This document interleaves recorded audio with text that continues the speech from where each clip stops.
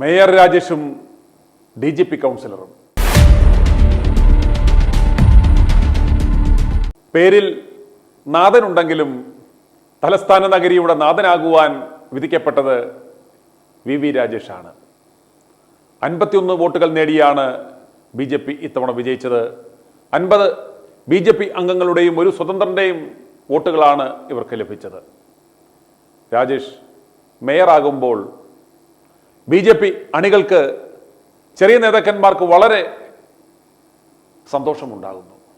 കാരണം അത് വലിയൊരു സന്ദേശമാണ് അണികൾക്ക് നൽകുന്നത്. കാരണം പാർട്ടിക്ക് വേണ്ടി കഠിനാധ്വാനം ചെയ്യുന്ന ആ നേതാക്കന്മാർക്ക് വിഷമിക്കേണ്ടി വരില്ല, പാർട്ടി അവരെ കൺസിഡർ ചെയ്യും, ഇതുപോലുള്ള പദവികൾക്ക് അവർ അർഹരാകുമെന്ന വളരെ വലിയ ഒരു സന്ദേശമാണ് BJP കേരള ഘടകത്തിലുള്ള തങ്ങളുടെ നേതാക്കന്മാർക്ക് നൽകുന്നത്. അതുകൊണ്ട് തന്നെ ഇത് പാർട്ടിയിലെ ചെറിയ നേതാക്കന്മാരുടെ ഒരു വിജയം എന്ന് പറയാം. ഇതുവരെ സംഭവിച്ചുകൊണ്ടിരുന്നത്, തിരഞ്ഞെടുപ്പ് എടുക്കാറാകുമ്പോൾ ഇവർ എവിടുന്നെങ്കിലുമൊക്കെ ഓരോ ആളുകളെ കെട്ടിയിറക്കും. ഈ കെട്ടിയിറക്കുന്ന ഇന്നലെ വന്നവർ സ്ഥാനാർത്ഥികളാകുന്നു. വർഷങ്ങളോളം ഈ പാർട്ടിക്ക് വേണ്ടി പണിയെടുക്കുന്ന, പോസ്റ്റർ ഒട്ടിക്കുവാനും സമരം നയിക്കുവാനും മുദ്രാവാക്യം വിളിക്കാനും ഒക്കെ നടക്കുന്നവർക്ക് ഒരു പദവികളും ലഭിക്കാറില്ല. എന്നാൽ കഴിഞ്ഞ 10 വർഷമായി തുടർച്ചയായി 2 ടേമിൽ VV രാജേഷ് തിരുവനന്തപുരം നഗരസഭയിലേക്ക് കൗൺസിലറായി വിജയിച്ചു. അദ്ദേഹം വളരെ ശക്തമായ ഒരു പ്രതിപക്ഷ നിര തന്നെ നഗരസഭയിൽ ഉണ്ടാക്കി. വളരെ ശക്തമായ സമരപരിപാടികൾ ആസൂത്രണം ചെയ്തു. ആ കഠിനാധ്വാനത്തിലുള്ള, ആ അർഹതയ്ക്കുള്ള അംഗീകാരമാണ് VV രാജേഷിനെ അവസാനം തേടിയെത്തിയത്. ഇത്തവണ മേയറാക്കുമെന്ന് പറഞ്ഞിരുന്നില്ല എങ്കിലും മുൻ DGP ശ്രീലേഖ IPSനെ അവർ തിരഞ്ഞെടുപ്പ് രംഗത്ത് ഇറക്കിയിരുന്നു. പലരും അത്ഭുതപ്പെട്ടു. ഒരു DGP പദവിയിലിരുന്നവർ കൗൺസിലറായി മത്സരിക്കുന്നു. ആരോ ഒരു പോസ്റ്റ് ഇട്ടിരുന്നു, ഒരു ഇടതുപക്ഷ നേതാവ് പോസ്റ്റ് ഇട്ടിരുന്നു, ഒരു പട്ടി ചത്ത് കിടന്നു കഴിഞ്ഞാൽ ഈ DGPയെ വിളിക്കാൻ പോകേണ്ട ഗതികേടൊക്കെ നിങ്ങൾക്ക് ഉണ്ടാകും, അതൊക്കെ വല്ലതും നടക്കുമോ എന്ന തരത്തിലൊക്കെ സോഷ്യൽ മീഡിയയിലൂടെ പല കമൻറ്റുകളും ഒക്കെ നമ്മൾ വന്നു. പക്ഷേ ശ്രീലേഖ IPS വിജയിച്ചു. വിജയിച്ചു കഴിഞ്ഞപ്പോൾ പലരും കരുതി ഒരു മേയർ സ്ഥാനാർത്ഥിയായി പരിഗണിക്കുന്നത് ശ്രീലേഖ IPSനെ ആയിരിക്കും. കാരണം അപ്രകാരം ഒരു പദവിയിലേക്ക് അവരെ കൺസിഡർ ചെയ്യും എന്നാണ് കരുതിയത്. വളരെ സമ്മിശ്ര പ്രതികരണങ്ങളാണ് ഉണ്ടായത്. പ്രത്യേകിച്ച് കേരള ഘടകത്തിൻ്റെ നേതാവ് രാജീവ് ചന്ദ്രശേഖരെ സംബന്ധിച്ചിടത്തോളം സ്വാഭാവികമായും അതിൻ്റെ എല്ലാ ആസ്പെക്ട്സും നോക്കിക്കഴിയുമ്പോൾ അദ്ദേഹം ഒരുപക്ഷെ കരുതിയത് ശ്രീലേഖ IPSനെ ആക്കാം. അദ്ദേഹം ഒരു പരിധിവരെ അവരെ സപ്പോർട്ട് ചെയ്തു എന്നാണ് മനസ്സിലാക്കുവാൻ സാധിച്ചത്. അദ്ദേഹത്തിൻ്റെ ഉദ്ദേശ ലക്ഷ്യങ്ങൾ നമുക്ക് തെറ്റാണെന്ന് പറയാൻ പറ്റത്തില്ല. കാരണം അതുപോലൊരു പോർട്ട്ഫോളിയോ അവർ ഇരുന്നിട്ടുണ്ട്. അതുപോലെ തന്നെ ദേശീയ തലത്തിൽ തന്നെയും ഇപ്രകാരം ഒരു പദവിയിലിരുന്ന ഒരാളെ മേയറായി അവരോധിക്കുമ്പോൾ അതിൻ്റെതായ ഒരു പോസിറ്റിവിറ്റി ഉണ്ടാവും. അതുപോലെ തന്നെ അപ്രകാരമുള്ള കമ്മ്യൂണിക്കേഷനുകളും ഇടപെടലുകളും ഒക്കെ നടത്തുമ്പോൾ അത്ര ഒരു എക്സ്പോഷർ ഉള്ളവരുടെ ഒരു മഹിമ, അതൊരു പോസിറ്റീവ് ആസ്പെക്റ്റ് തന്നെയാണ്. എന്നാൽ നിലവിലെ സാഹചര്യത്തിൽ നമുക്കറിയാം, നമ്മുടെ നഗരസഭകളും നമ്മളുടെ ജില്ലാ കൗൺസിലുകളും ഒക്കെ പോകുന്ന രീതി, അവിടെ വരുന്ന 99.9% ആളുകളും നേതാക്കന്മാരും സാധാരണക്കാരായിട്ടുള്ള, അത്ര വലിയ വിദ്യാഭ്യാസമൊന്നുമില്ലാത്ത സാധാരണക്കാരായിട്ടുള്ള നേതാക്കന്മാരാണ്. അന്നേരം അതുപോലുള്ള ഒരു പ്രതിപക്ഷം ഇരിക്കുമ്പോൾ വളരെ ക്വാളിഫൈഡ് ആയിട്ടുള്ള, അല്ലെങ്കിൽ ഇത്തരം പദവികളൊന്നും അവരെ സംബന്ധിച്ചുള്ള അവർക്കൊരു പ്രശ്നമല്ല, അവർ വലിച്ചു കീറും.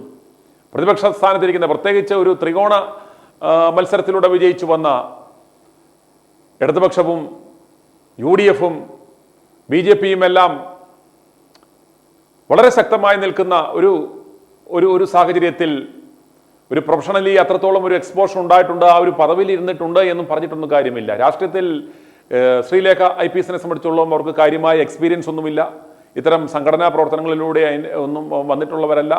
അവർ എന്താ പറയുന്നത്, ഒരു DGP തലത്തിൽ ഇരുന്ന് അത്തരത്തിലുള്ള ഒരു പോലീസ് മേധാവിയായി വിരമിച്ചവരെ സംബന്ധിച്ചോളം അതിൻ്റെതായ ഈഗോ കാണും. അവരെയും കുറ്റം പറഞ്ഞിട്ട് കാര്യമില്ല.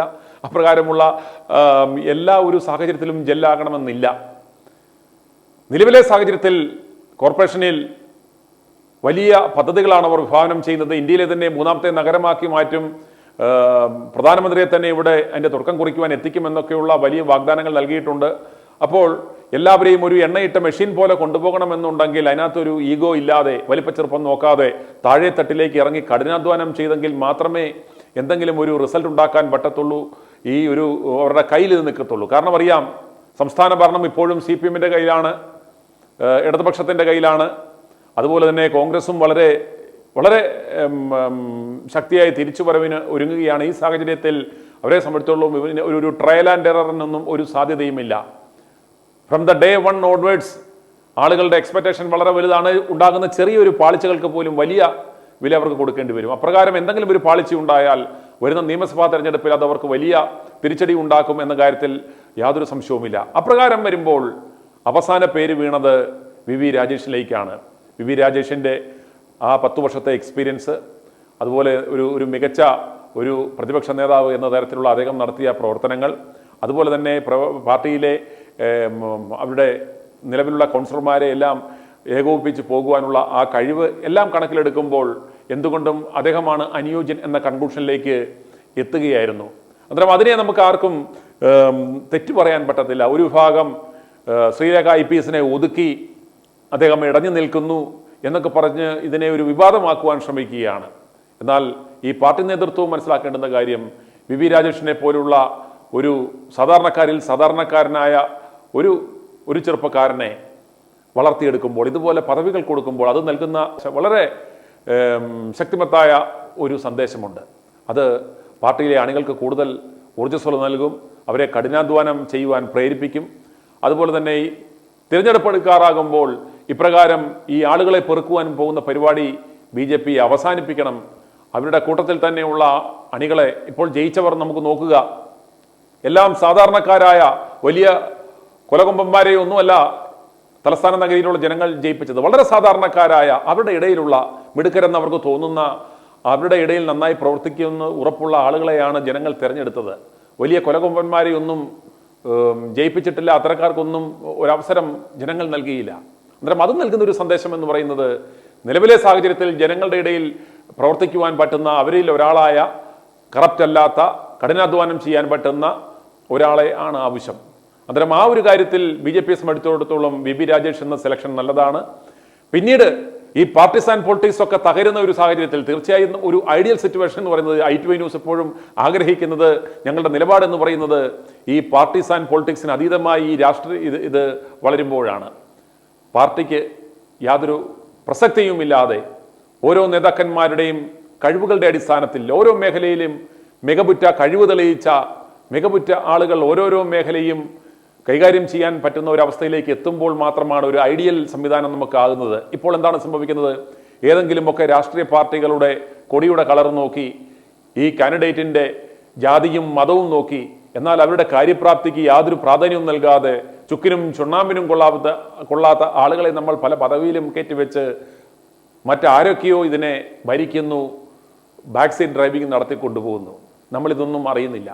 പക്ഷേ ഒരു ഐഡിയലായൊരു മാറ്റം എന്ന് പറയുന്നത് ഈ പാർട്ടിസാൻ സംവിധാനം, പാർട്ടിസാൻ പൊളിറ്റിക്സ് തകരണം.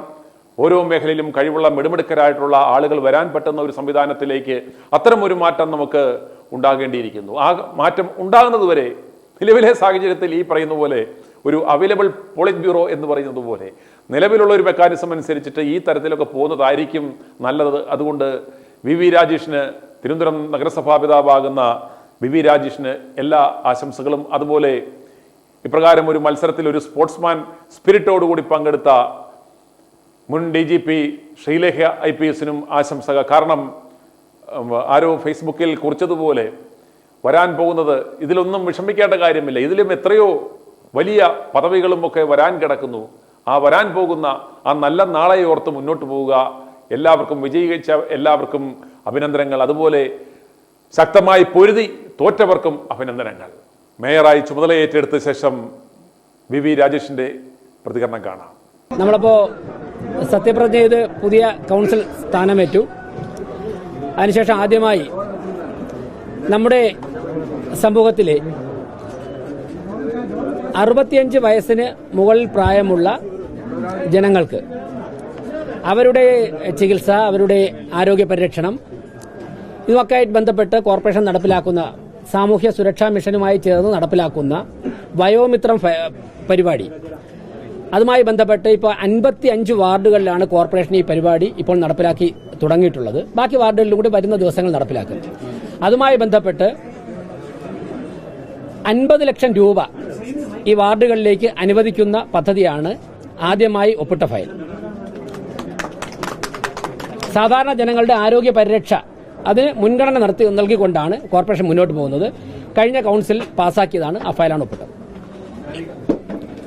ഓക്കെ, ബാക്കി നമുക്ക് പിന്നെ സംസാരിക്കാം. എന്തേ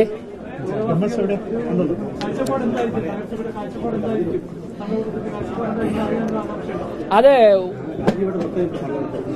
ഒറ്റ വാക്കിൽ കഴിഞ്ഞ ദിവസം അവിടെ സംസാരിച്ചപ്പോൾ, ഇപ്പോൾ തൊട്ടുമുമ്പ് സത്യപ്രതിഷ്ഠയുടെ സംസാരിച്ചപ്പോൾ ഞാൻ പറഞ്ഞു, 5 വർഷം കൊണ്ട് തിരുവനന്തപുരം നഗരത്തെ ഇന്ത്യയിലെ ഏറ്റവും വികസിത 3 നഗരങ്ങൾ ഒന്നാക്കി മാറ്റുക, അതിൽ എല്ലാം അടങ്ങിയിട്ടുണ്ട്.